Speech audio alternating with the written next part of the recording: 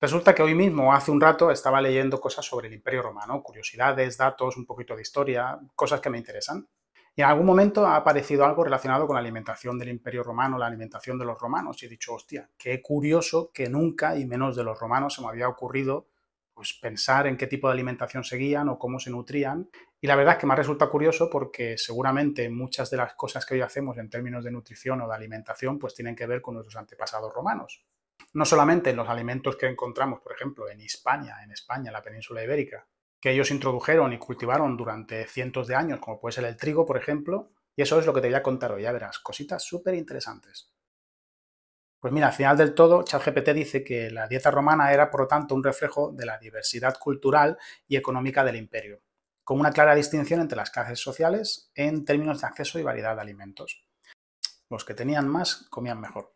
Vamos a empezar por la dieta de los plebeyos, que seguramente era uno de los estratos sociales más bajos o más modestos. Y lo primero que destaca es algo que se llama pulse, que es un tipo de papilla hecha de farro, que es una especie de trigo antiguo, o de cebada, que era la base de la dieta de los plebeyos, que supongo que sería algo así como una especie de pan, pero hecho papilla, como si fuera un puré. Luego es cierto que destaca el pan de trigo como tal, que se consumía ampliamente, especialmente en las ciudades. Y ojo a esto, muy interesante, legumbres y verduras, lentejas, garbanzos, habas y variedad de verduras como la col, lechuga, rábanos, etcétera, entre otros, dice que eran muy comunes. Así que de todos los que hemos dicho, por ejemplo, ancestralmente ya existían, igualmente que los que podemos encontrar hoy, los que consumimos hoy. Luego destaca que se consumían bastantes frutas, entre ellas los higos, uvas, manzanas y peras, que eran frutas muy habituales. Luego, por último, destaca el pescado y la carne y dice que el pescado era más accesible que la carne. Mira, interesante. Pero esta última, la carne, principalmente la de cerdo, se consumía de vez en cuando en menor medida. Tampoco me sorprende, ya que todo lo relacionado con el agua en el Imperio Romano pues tenía muchísima importancia, así que supongo que tenían pues mayor acceso a poder pescar o crear piscifactorías, que las había, que no a lo mejor pues la caza. Vamos con la dieta de la élite, los que tenían dinerete.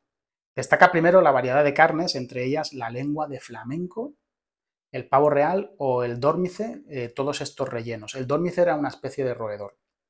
Se consumía caza, jabalí y ciervo, y aves, faisanes o pavos reales, como os ha dicho, y a veces carne de res también, o sea que quitando la lengua de flamenco o quizá el pavo real, que hoy no es muy habitual comer pavo real, sí pavo, o el dórmice este, pues parece que sí, que en general no se comía solamente un tipo de carne, sino que se tenía alcance a otros, como podría ser, por ejemplo, el cerdo, que en la península ibérica pues es algo muy común hoy en día.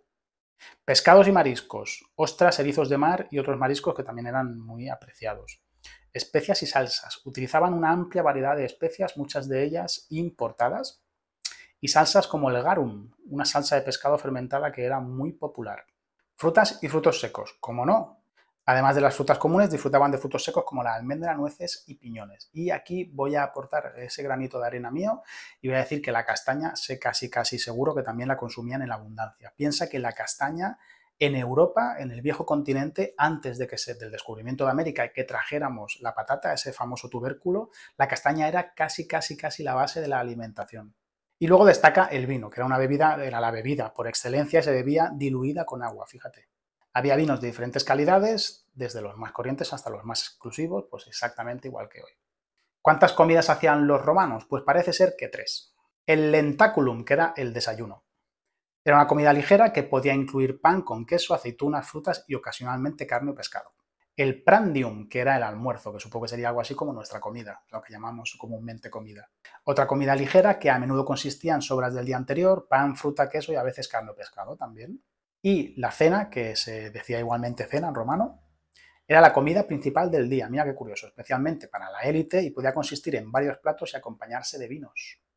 Y ya por último destaca pues algunas costumbres o prácticas relacionadas con la comida que se tenía, como por ejemplo los banquetes, que básicamente era algo como lo que podemos encontrar hoy en un banquete. Eventos sociales importantes para la élite, en este caso, donde se servían múltiples platos en un ambiente lujoso. Los comensales se reclinaban en una especie de sofás mientras comían, que se llamaban triclinios. Refrigerios. Ya existían las tabernae, las tabernas, o termopolias. No te confundas con Termópilas, de los 300, flipado. Que no, que las Termopolias no era nada relacionado con las Termópilas, ni los 300, ni ese angosto lugar donde tuvo la batalla de las Termópilas. Que no tiene nada que ver.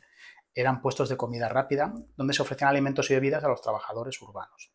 Y ya por último, se usaban diferentes técnicas de conservación de alimentos, como pues, el salazón, el ahumado o la conservación en vinagre para preservar alimentos. El salazón, por ejemplo, era algo muy común. Así que, como has visto, los romanos yo creo que nos han enseñado muchas cosas. Hoy nuestra cultura bebe directamente de ellos. Hay muchas costumbres que compartimos. Me encantaría saber alguna de las tuyas en comentarios. Y recuerda que la salud se entrena